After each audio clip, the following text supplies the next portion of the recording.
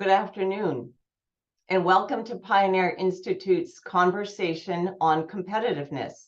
I'm Eileen McAnneny, Senior Fellow at the Pioneer Institute, and your host this afternoon. Before we delve into the substance of the program, let me provide you with a brief overview of how it will go.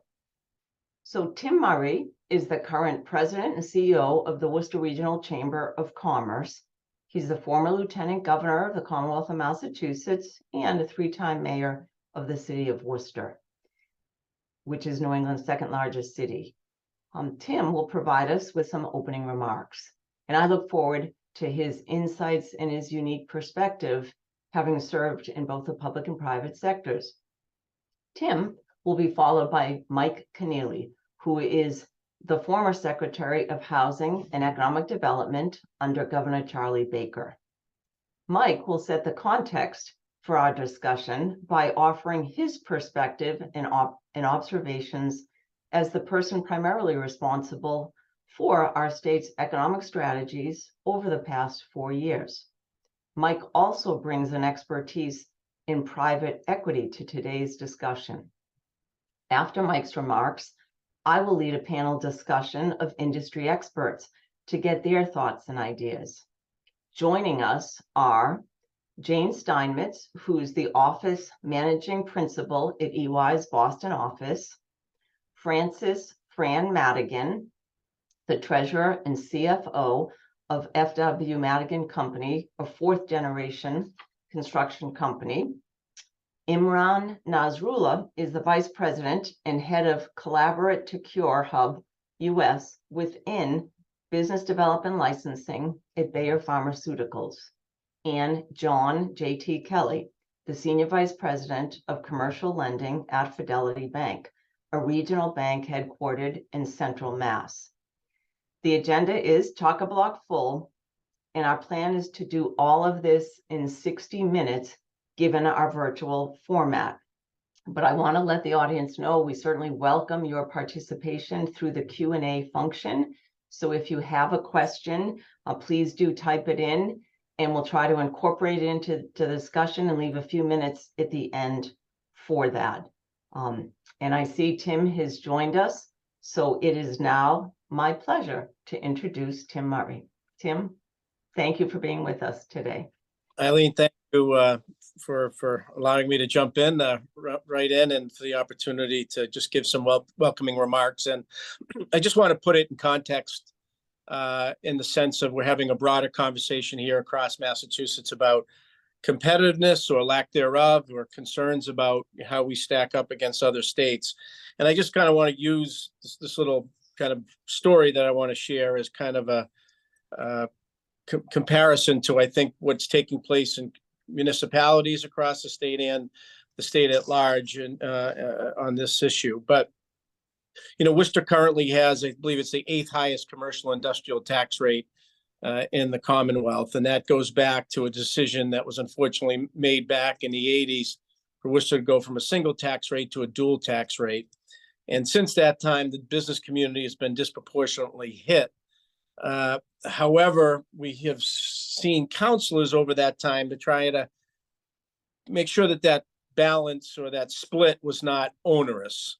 Unfortunately, we've seen a dynamic on the Worcester City Council where that the council is less sensitive to that, and the increase or the differential has increased on the commercial industrial tax rate on an annual basis.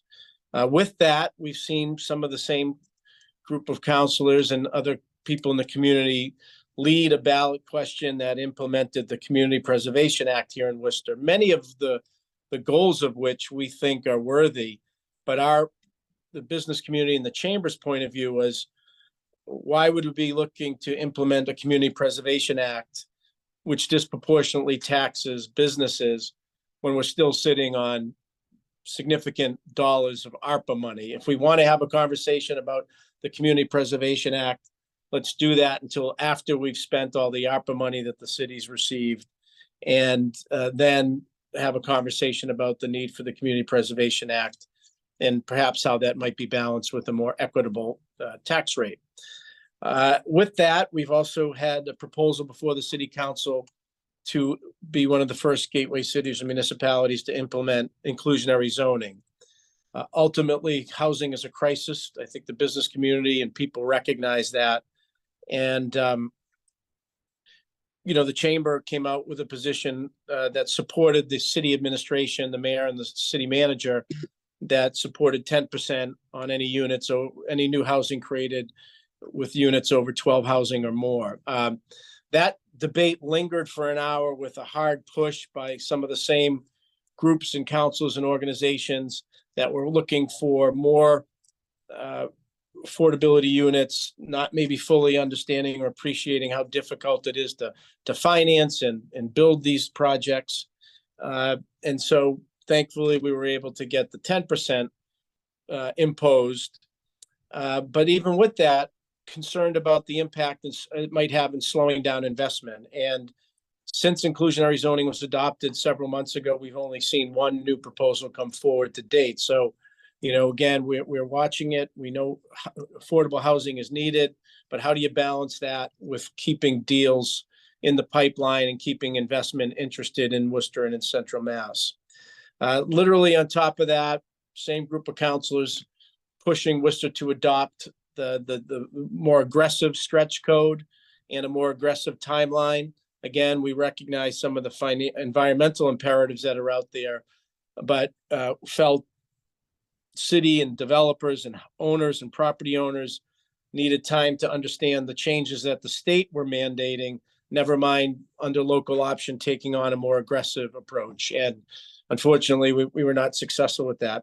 I give you those examples because I think we see to some extent in the public policy square, and I had been in that role as mayor, as lieutenant governor. Anytime you're weighing tax increases or regulatory, that they're not necessarily popular or easy to do, but you try to line them up with priorities and try to kind of space them so that people have time to digest and manage or handle them. And what I'm concerned about is not only here locally, but even as we see across the state, the millionaires tax, most recently the Fair Share Amendment passed, and already other groups and organizations looking to do a renegotiation of the grand bargain. And I just think we need to make sure that in the context, we talk about jobs and economic development and the important role that the private sector, businesses, primarily small businesses, are the major employers in this Commonwealth, and that we need to make sure that policy leaders and at any level of government respects and understand that balance and that tension. Yes, there are times we need new investment, whether it be in education or transportation or other things, but we've got to try to get a better conversation about competitiveness, about prioritization, or else, I'm concerned, we're in trouble and can't necessarily take our current position economically for granted. Thank you. Thank you, Tim. Thank you, Tim. Appreciate that. And I agree. It seems like we do sometimes try to solve all of the problems in one piece of legislation, and then it doesn't do a good job at solving any of the problems. So I do appreciate that insight and the need to focus on competitiveness that you emphasized. Mike Kennealy will be with us next, and certainly he can talk about some of the challenges in implementing policies that would help with our competitiveness, particularly as they relate to housing. Mike, please. Well, Eileen, thanks so much, and great to be with everybody here today for this very important discussion of competitiveness. I thought I'd lead with a couple thoughts around when we talk about competitiveness. What are we talking about? What are we talking about competing for? That may be a useful way to start the discussion. We're competing for more economic activity, which entails competing for individuals who want to move here and build a life here, individuals that want to start their companies here in Massachusetts versus other states or other parts of the world, and companies as they decide where they're going to expand, that we compete for those expansion job opportunities. So that's what we compete for. And to compete effectively, you need a strategy. You need to have a good assessment of your strengths and weaknesses, and a good realistic view of the competitive environment. And I guess I'd offer a few thoughts to get us going here. Strengths, weaknesses, the environment. And I would end with sort of a thought on our competitive mindset, if you will, which is critically important to compete really in any endeavor. In terms of our strengths, they're probably well known to everybody on the event today. We are an intellectual and financial capital of the world. We lead in industries like life sciences and software and advanced manufacturing. We've got wonderful communities, great leadership throughout the public and private sectors, world-class healthcare, world-class institutions of higher education. We get a disproportionate share of NIH funds and other federal funds for research. So we have tremendous strengths here in Massachusetts that have been well established and built up over a very long period of time. We have some pretty tremendous weaknesses as well, frankly, mostly around our cost of living, mostly driven by housing. And this is a priority for us in the Baker administration for 8 years, trying to address what we were unabashed calling a housing crisis. That's what we've been here in Massachusetts for a long time. And so we are today, by most metrics, in the top 3 of housing cost of the 50 states. I've been here almost my entire life. When I first became secretary, I went back and looked at some historical data. And I always thought that for all of our wonderful attributes in Massachusetts, that we were just always high cost. Not true. In 1980, we were about at the national average in terms of cost for home in Massachusetts. Now we're in the top 3. That is a crisis brought about by a lack of production over the last 30 years. So I tend to joke we have 2 problems in housing: supply and demand. We've had increased demand over the last 30 years in terms of people moving here and expanding here, but a shortfall in production. In the last 30 years, we've produced less than half the amount of housing we produced in the prior 30 years. So we have a real issue around cost of living as a weakness, principally around housing. It's one we really tried to address in the Baker administration through record level investments in affordable housing production and preservation, and through some of the most meaningful zoning reform in the last 50 years in the form of housing choice and our embrace of the MBTA community statute and what that means for creating more transit-oriented housing. So today, incredible strengths, mostly around the innovation economy and talent, and I think some notable weaknesses around cost of living, principally around housing. In terms of the competitive environment we're in today, that environment or our position in it has certainly changed with the passage of the millionaire's tax. And one can debate, will that be long-term good or long-term bad for our state? I think it's a fairly significant step backwards in terms of our competitive position. I'd highlight the fact that I think we're the only state that raised taxes in the last couple of years. Other states held taxes steady or cut taxes. And in a world where other states are behaving that way, and in a world where talent is more mobile and folks can really live or work anywhere they want, I think we've done some damage to our competitive position, but the data will bear that out as we go forward here. I'm here in downtown Boston, and outside my window are a number, of course, technology, professional services, financial services firms. All those jobs can be done remotely. And so what will we do to attract and retain talent here in Massachusetts in a world where, for a certain set of taxpayers, their rate of taxation has gone up dramatically? And the final point I make is around competitive mindset. I've been here, as I said, almost my entire life. I intend to be here the rest of my life. I love it here. We're a tremendous state. But I do fear that we've not had the right mindset around competition, that there is a belief here in Massachusetts exceptionalism. We are exceptional, but to maintain our lead, maintain our position, you have to have this mindset around competing. And I talk about the fact that before I got into public service, I spent 19 years in private equity. And I worked at firms where our model was to go out and visit lots of companies, really travel the country and meet lots of entrepreneurs. And by my count, I traveled to 40 states and met with 1,000 CEOs of companies in their office. And from all my travels around the country, it was a great education in entrepreneurship and job creation across America. I concluded that we are, in fact, the best. We're a great state, but we're not alone. There's a lot of places to build a life and build a business in this country. And we got to bring to the table that mindset that we need to compete.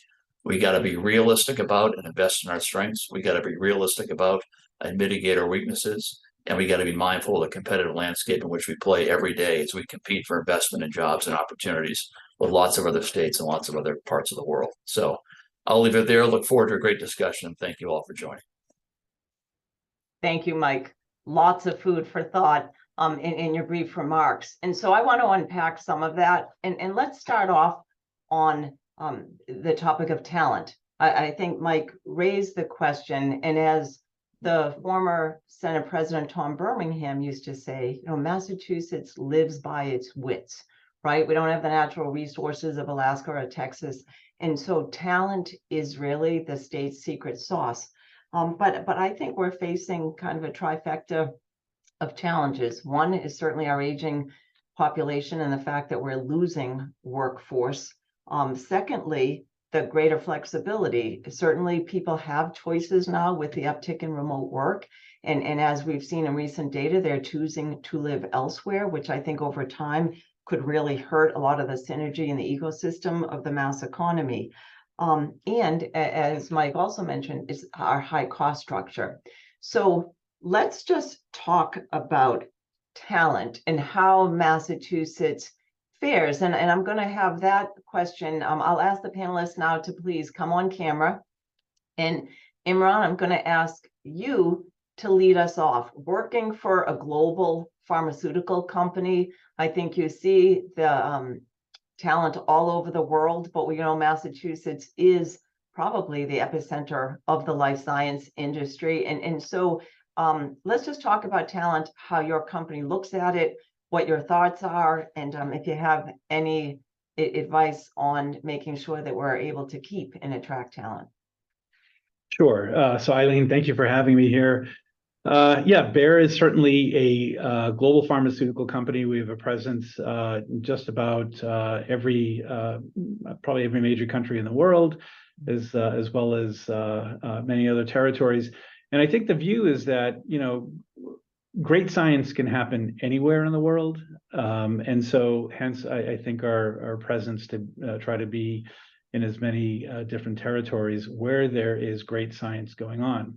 And great science means that there are a lot of talented people there. And I think that in Massachusetts, in particular, the Cambridge-Boston area, we find this to be an exceptional place for talent. You have world-class academic medical institutions, and you couple that with the finance community and venture capital, as well as the hospital systems, and of course the biotech and pharmaceutical companies here, all of which acts as a magnet for talent.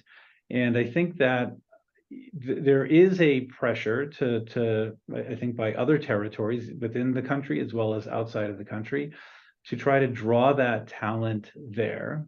And so it does become very competitive from I guess the perspective of wearing a Massachusetts hat.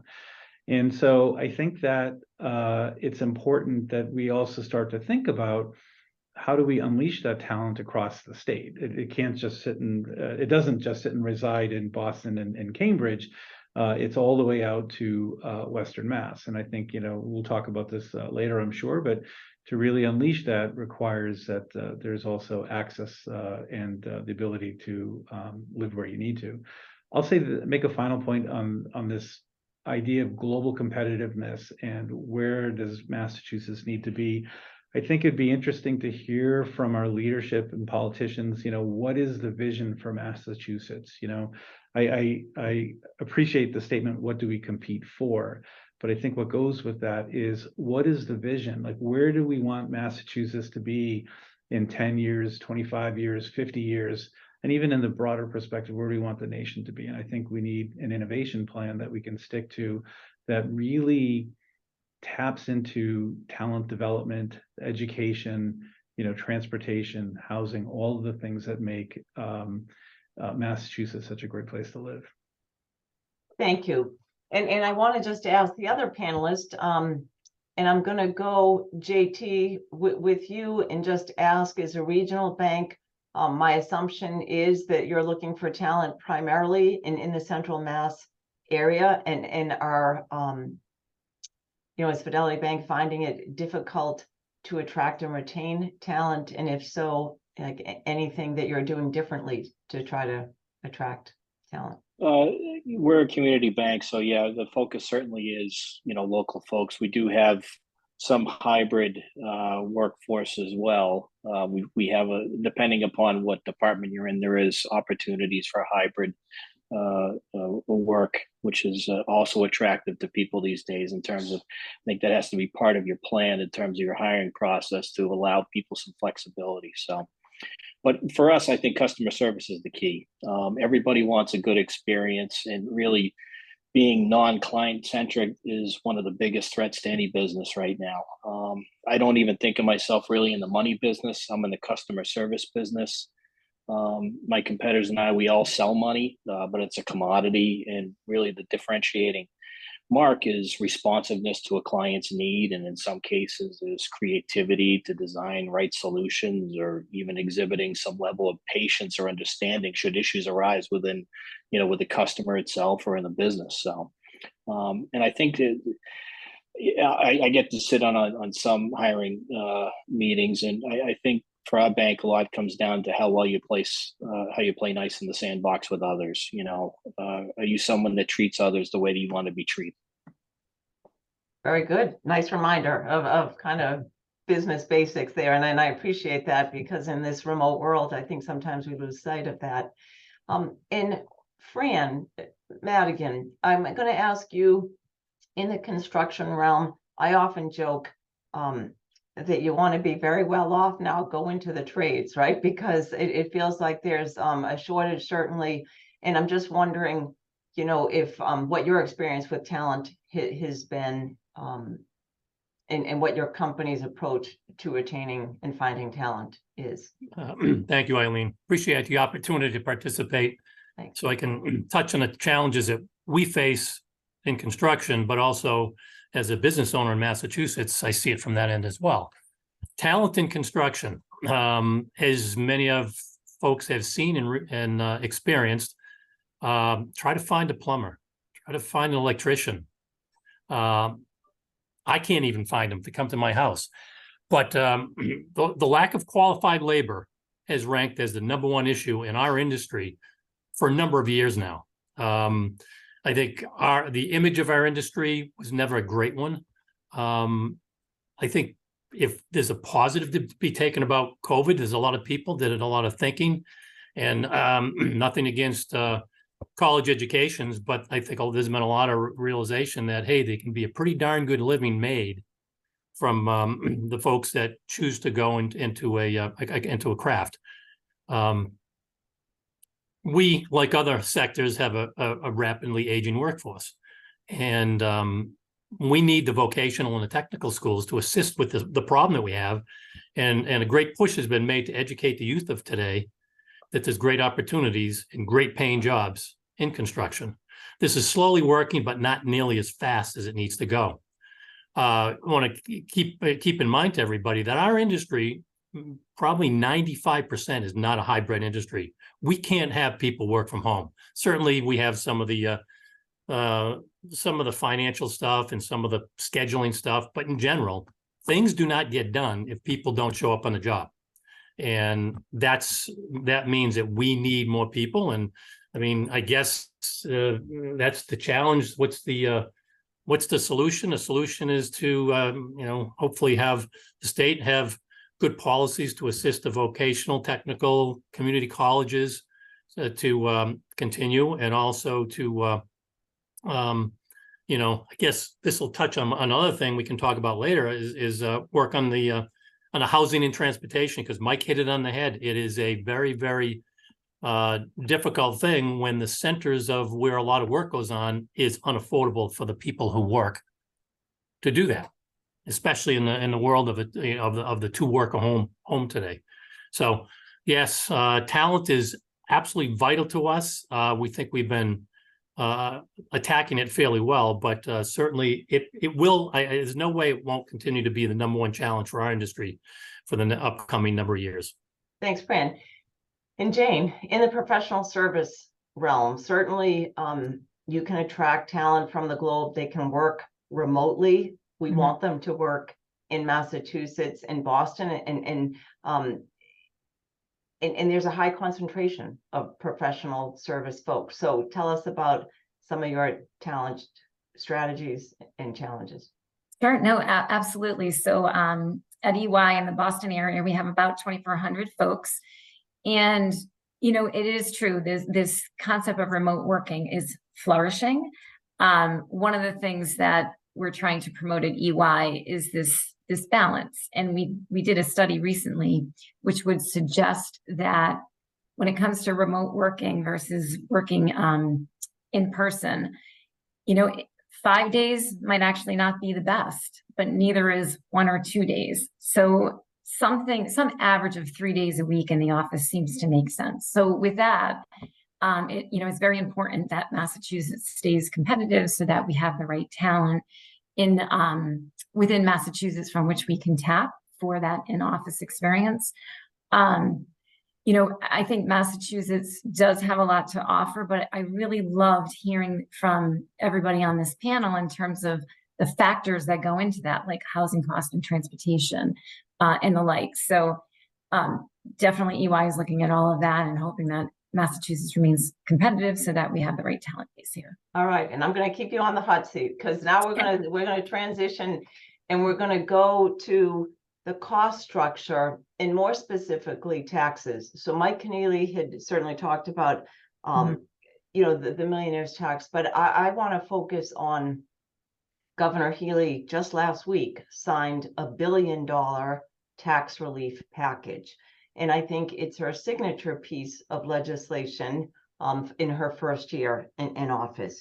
And the governor has spoken very vocally and very consistently about her priorities. And she has said it is about affordability, it is about competitiveness, and it's about equity. And I think she looks to the tax package to accomplish all three.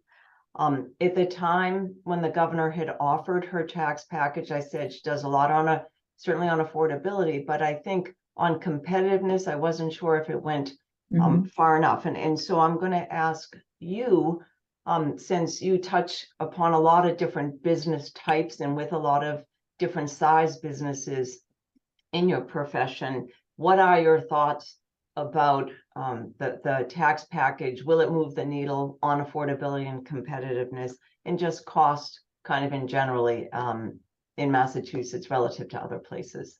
Sure. Massachusetts has a tax policy that needs a lot of improvement in terms of these outlier provisions that we have embedded within the Massachusetts tax code. And I want to commend Governor Healy and her administration for the outreach she did into the business community and the community, really trying to solicit feedback as to what needs to be done, right? And I also want to commend the administration for getting a tax package through the legislature. That said, the Massachusetts tax policy that we have does have a lot of outline provisions that need some attention. As we were talking through this panel, the theme is we want Massachusetts to be a state where people want to come in, they want to work here so that there's a lot of talent for companies like Bayer to tap into. They thrive here, they generate wealth here, and they stay here. And there's many factors that go into that, one of which is tax policy. So when we have something like the millionaire's tax coupled with an estate tax, it sends a signal to the higher net worth individuals that this might not be a place where they want to stay and remain. So that's what we have to be careful about. Why?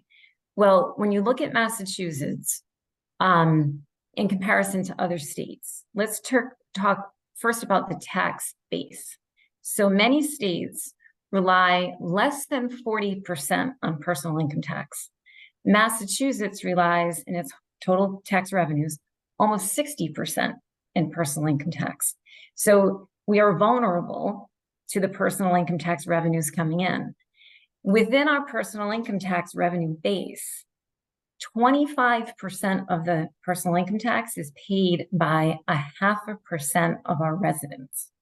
And those are the residents that make over $1 million a year. So if we lose that population, it's a very slippery slope in that we can start eroding 25% of our personal income tax base on which the state relies heavily. So I think we have to look at our tax policy and make sure that we are providing the right environment and we're creating the right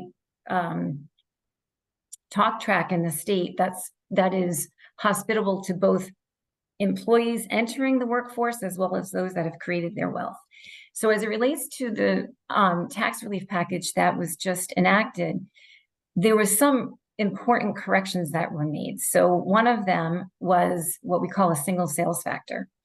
And I won't bore you with the technical stuff, but all that means is when a company, like let's say Bayer, works across the globe and across many states, you tax that company's income based on their customers in the state, not how much they invest in property and payroll. It creates a level playing field between in-state and out-of-state companies.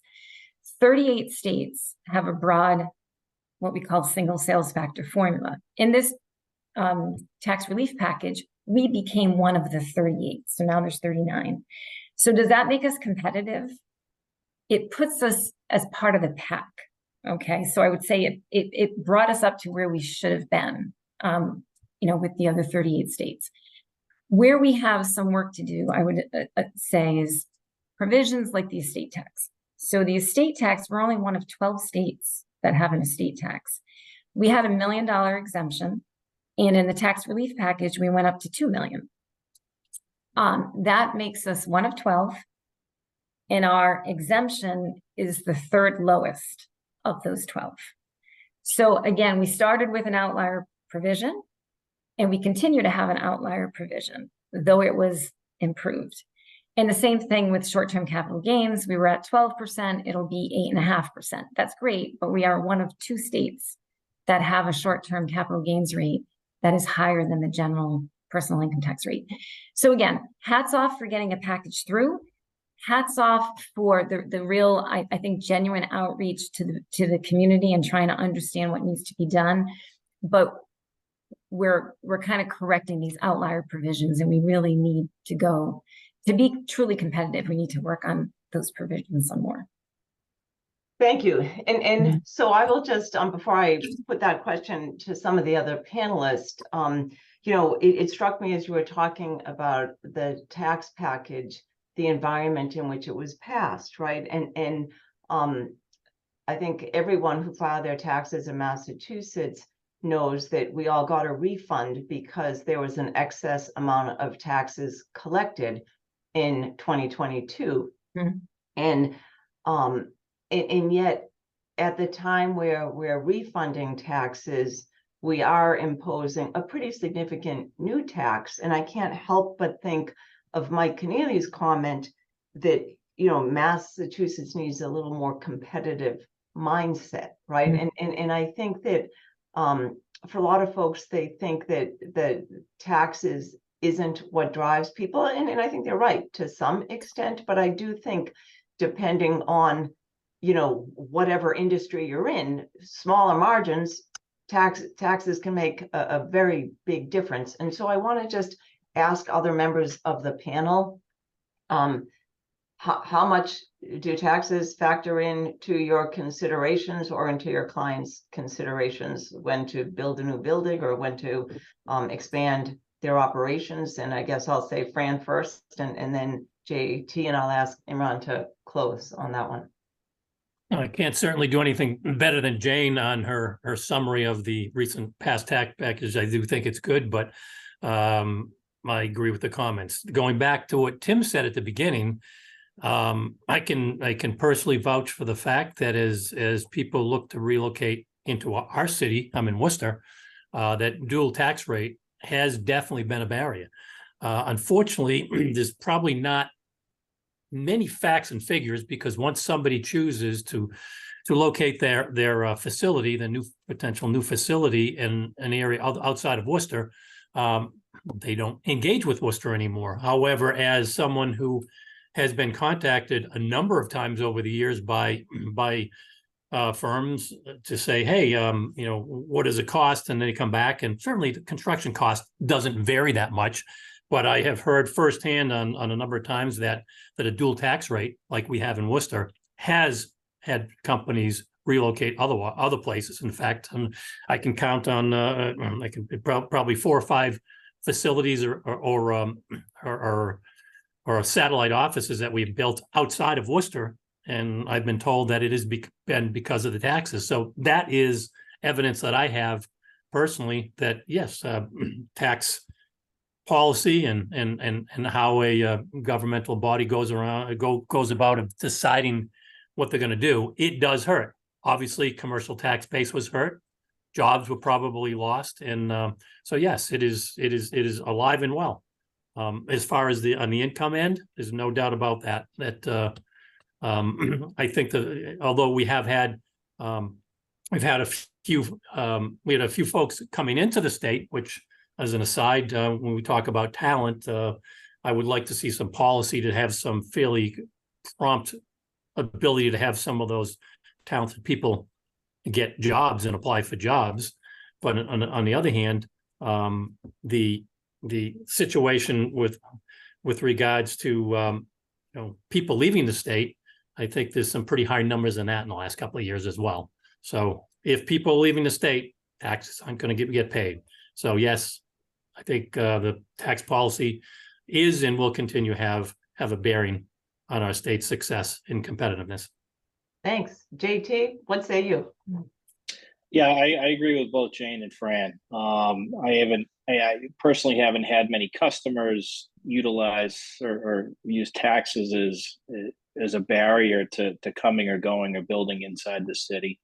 In terms of manufacturer relocating or something like that, a lot of the customers I have to deal with are probably more, the part that I see more as investment is related to kind of federal policy in terms of having opportunities for tax planning with tax equity investments, cost segregation type stuff with real estate investors, R&D opportunities for our manufacturing customers and development of products, and then maybe some grants and forgivable construction loans that play a role in some of the development that goes on in the city, whether it's the workforce housing program, or for a time was the Commonwealth Builder program, that kind of stuff. But that's more of what that I deal with on a day-to-day basis.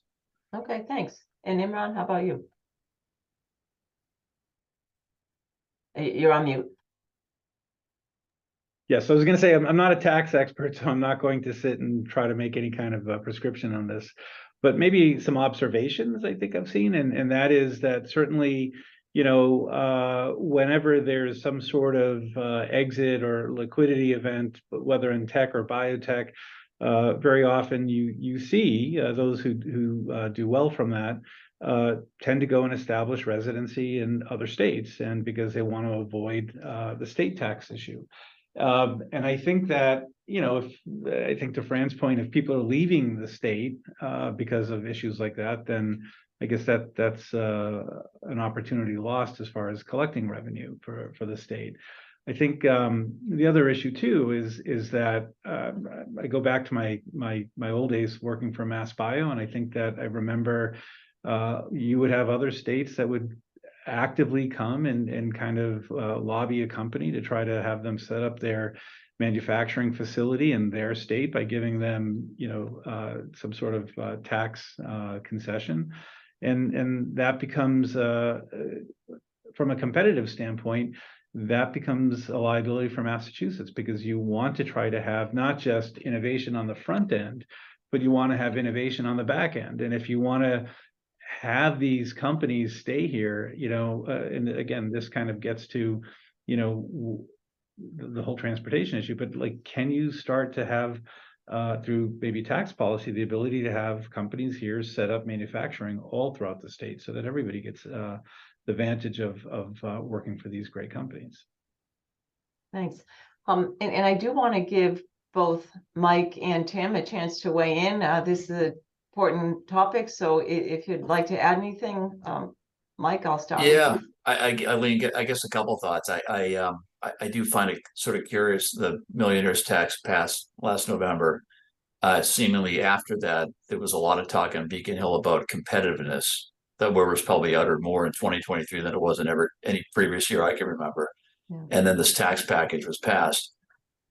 I think we all need to be realistic about the prospective damage to our competitive position by the millionaires tax and the magnitude of the recent tax package in relation to that. I think it's a fraction. I'm glad it passed. I'm glad they did something. But I think to say that some of that offsets it, or some of that we're serious about competitiveness now after the millionaires tax, I think is not accurate. I think the debate about the short-term capital gains tax it was very, Massachusetts centric. Our income tax is 5, short-term was, capital gains was 12. And so we sort of split it down the middle. But as Jane said, we're still one of 2 states that tax short-term capital states rate higher than normal income. And I will say, going back to the millionaires tax debate, not to relitigate all that now, there was not nearly enough attention paid. And I credit Pioneer and Mass High Tech Council in the attention they paid to what happened in other states that passed similar taxes. And so we need to really be realistic about what we're doing in the aggregate on tax policy over the last couple of years, and be very realistic about what other states are doing now and what they have done, what the lessons are that we can learn from that. And I think it's a pretty sobering picture when you get into the details. Thank you. And Tim, how about Yeah, you? just, to kind of, again, in a micro way and pick up what Fran said, we have a local city council campaign, and one of the candidates was lamenting the fact that a brand new market basket opened up in Shrewsbury, and that there had been also, why do we have a market basket in Shrewsbury and Oxford, and why is there Wegmans in Northborough and not in Worcester? So I immediately asked our VP of Government Affairs and Public Policy to respond to that candidate via tweet and break down in a thread. Well, here's their tax rate. Here's Worcester's. Here's what on an annual basis they are going to save. In some cases, $200,000-$300,000 just by being a town over, knowing that Worcester residents will drive there to go there. So you can make that analogy to New Hampshire or Rhode Island as some of these other things. So it's just understanding that there's a limit, and there are times we all need to step up and pay on certain priorities, but you can't treat the business community as if it's an ATM, in terms of tax and regulatory policy, and as it relates to, when you look at philanthropic giving that takes place, or, so it's a balance, and that's what we want, that reasonable balance. And I, like a lot of people, appreciate the fact that we're talking about this at the state level and the micro level, because end of the day, as we all know, the most important thing is a good job, and it's the private sector that more often than not provides that for individuals and families. Great. And so I'm going to segue. In addition to a good job, people need a good place to live, right? And we've talked about housing in a couple of different ways. And we've talked about the fact that Massachusetts is losing its 25 to 34-year-olds. And I will say, just to bring this tax conversation kind of into this, I think a lot of folks on Beacon Hill would say the reason that people are leaving Massachusetts is not because of taxes, it's because of the high cost of housing. My guess is it would be all of the above, perhaps, right? It's not just any one reason, it's perhaps both, and maybe some other factors as well.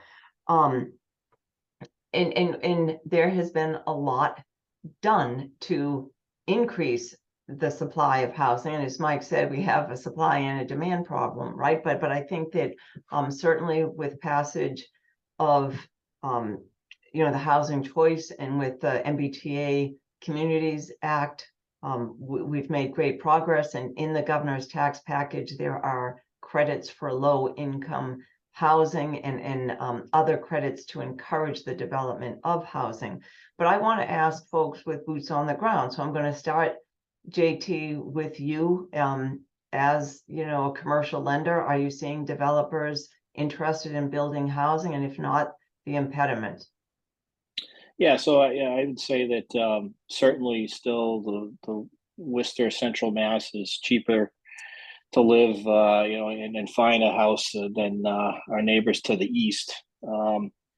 And what we see internally in the bank is that building activity remains, fairly stable. Material costs are stable, certainly more expensive. The costs haven't come down since the Wild West of unpredictability of the past year in terms of just, material procurement with supply chain issues. But and housing stock remains low. But again, overall costs and rates to the borrower are high. And so the pool of borrowers, I think, is shrinking. Mortgage defaults are on the rise. I think the difference this time around versus the bubble of 2008, at least for now, is that folks are working with lenders because they have equity in their homes. So, and they probably still have a low interest rate. And plus, I think, the lending standards, since then are much tighter. There's not as much financial engineering that went back into the early 2000s in securing a mortgage. So, and the job market's stable too. So, not as many new first home buyers coming into the market. Again, selling prices are still really high, expensive mortgage costs. The buyers that are around really, I think, are folks that already own a home.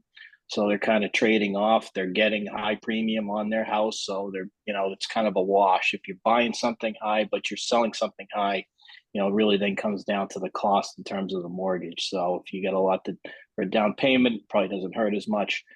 And in terms of development, certainly around the Worcester market, apartment deals in and around the city are probably the significant scale of development, and seeing a lot of at least plans, nothing really hit, but a lot of opportunities maybe for more self-contained, sustainable living type buildings with common areas, EV charging stations, cafes, solar on site. Seeing a lot of developers kind of look at those projects.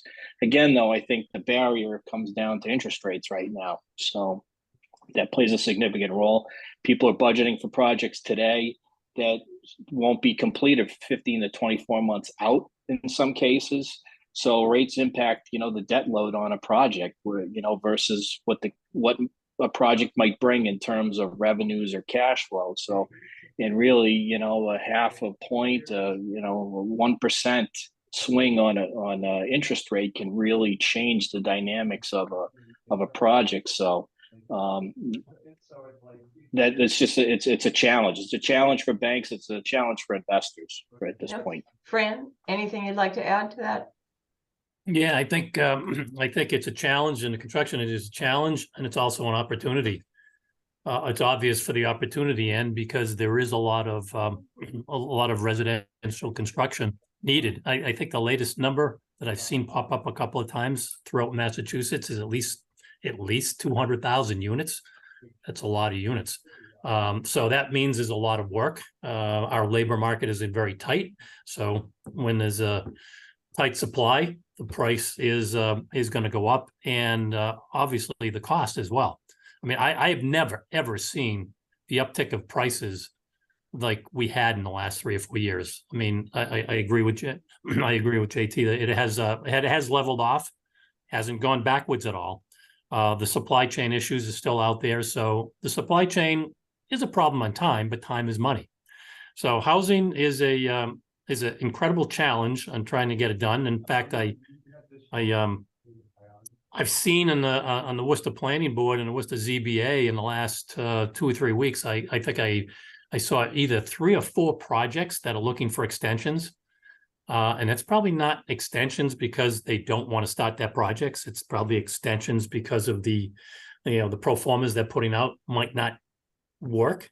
And also the fact that the interest rates have gone up. So the challenge is the economy in itself, and the fact that those projects might not be going on as soon.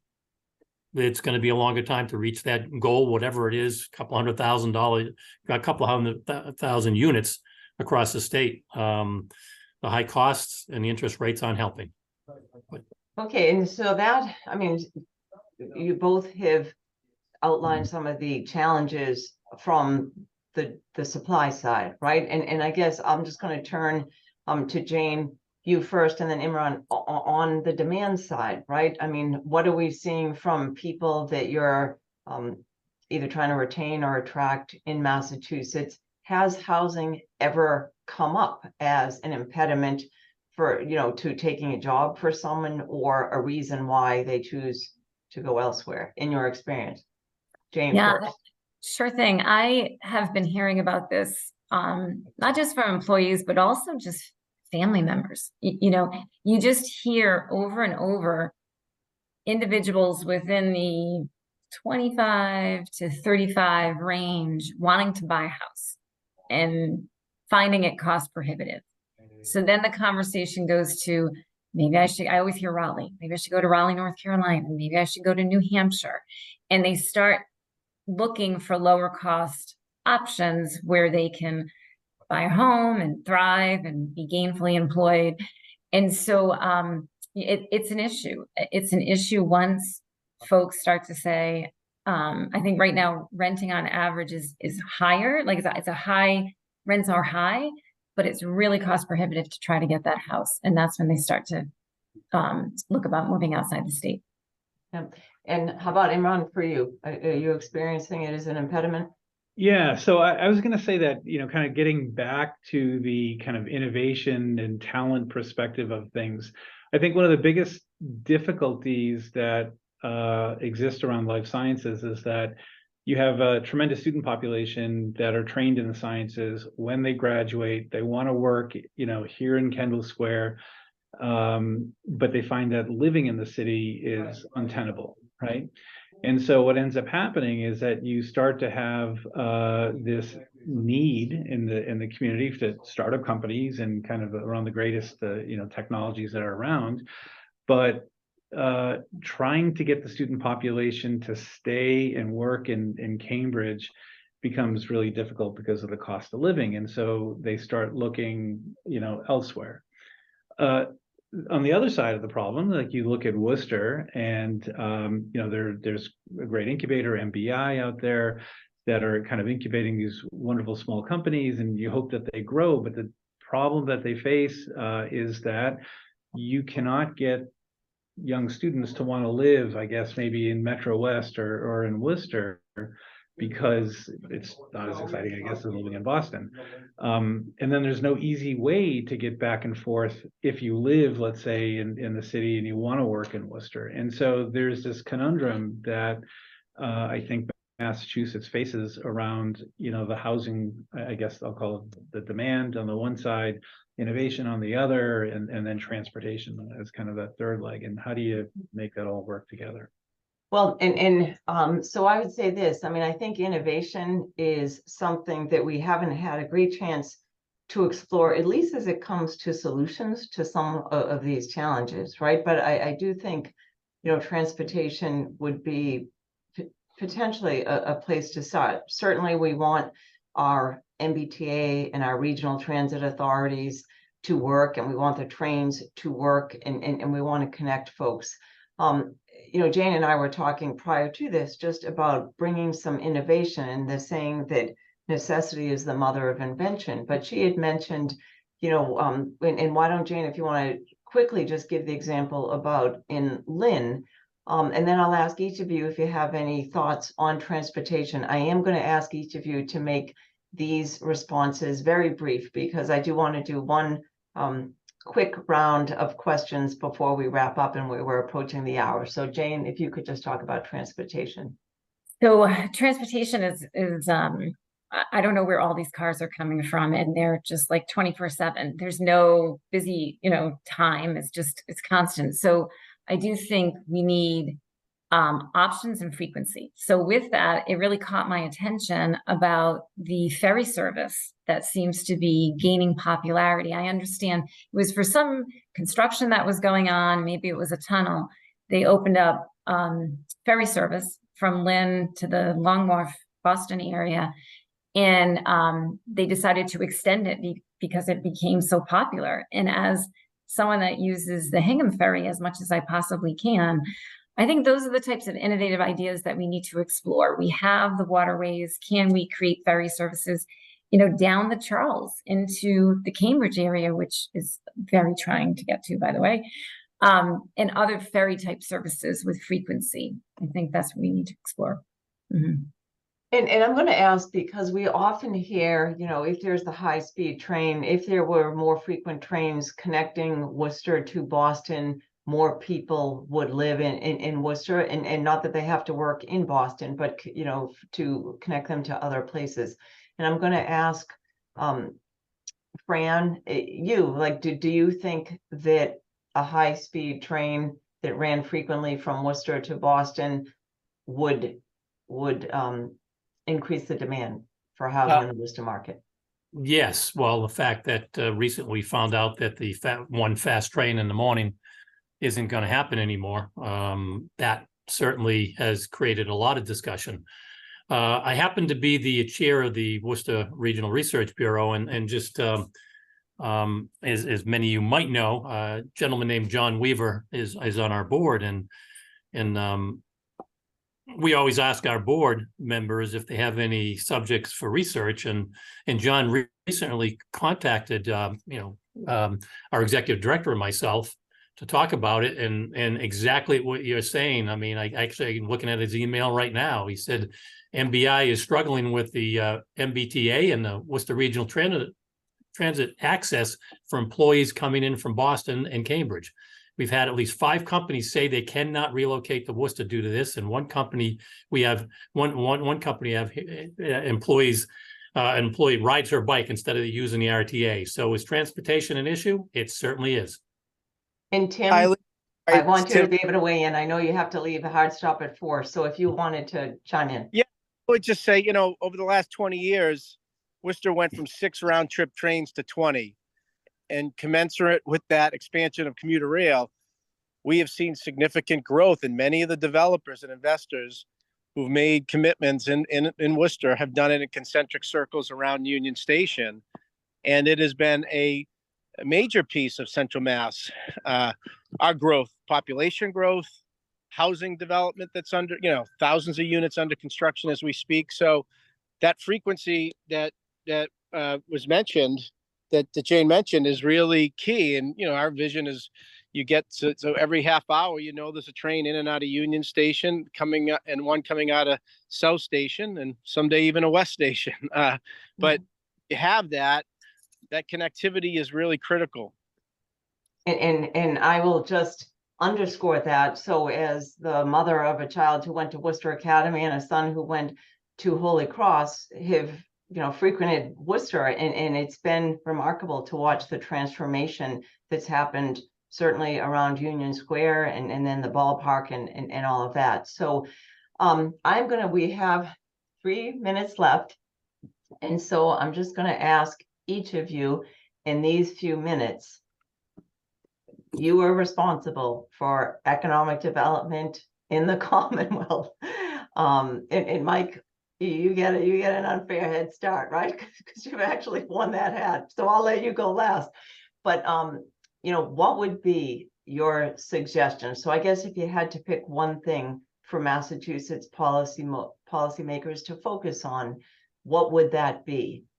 And I'm going to go in the reverse order in which people appear on my screen. So JT, I'm going to start with you. Of course you are. I don't have a good answer. I think that a lot that everybody brought up today, you can just start with the transportation aspect. When I graduated college, I bought a 3-decker with my buddy in Worcester, and worked in Boston, and I took the commuter rail every single day. So that was certainly key in terms of keeping that connection, into the East, and yet still have some affordability in Worcester. And I've watched that, certainly grow over time. So I think all the talking points are made today in terms of a flatter and more favorable tax base between our commercial and residential counterparts in the city would be certainly helpful in terms of continuing to, expand business opportunities, expand businesses coming here, and hopefully afford some opportunities for more families to grow in here. Great. And Fran, how about you? Our state is going to be fortunate enough to have a tremendous amount of money coming into it from the Infrastructure Investment Act. Again, I'm not exactly sure, but it's several $1 billion that will flow our way over the upcoming years. And I just certainly hope that the policymakers certainly are very strategic and very smart with what they do with that money, because if it's spent right, it can help us be a lot more competitive. Thanks. Imran, how about you? So I live in Westboro, I work in Cambridge, and it takes me anywhere from an hour and 15 minutes to 2 hours to get into the city and on the way back. And I just think about the lost productivity that occurs, not just for me, but everybody that's sitting on that road trying to get to work. if it were up to me and I was king of the world type of thing, what I would love to see is a high-speed rail that connects Boston to Springfield. I think it would really open up talent all across the state, and it'll bring businesses further out west so that it becomes much more tenable to try to grow the economy. Thank you. And Jane, how about you? Guess what I'm going to say. So I've been a tax professional all my life. And it's not because I like filling out tax returns. It's because tax policy is a very, very interesting and delicate balance. And when done right, you stimulate economic activity and you have the tax revenues you need for transportation to help with the housing. So I do think we have to focus on our tax policy and make sure we get it right. Great. And Mike, I'll give you get to go last. Eileen, one thing I learned about doing economic development is there's never only one thing. So in no particular order, if I could act unilaterally, repeal the millionaire's tax, continue all the reforms we did around housing production, and avoid policy errors like rent control, tighter green building codes, and inclusionary zoning that will make housing production more difficult. Continue to invest in the innovation economy, make sure we're a leader there.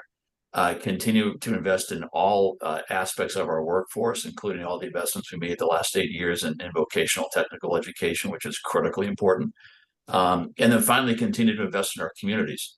And it was argued that if you have vibrant communities all across the state, it takes pressure off of Boston as an economic center, more people trying to get in here.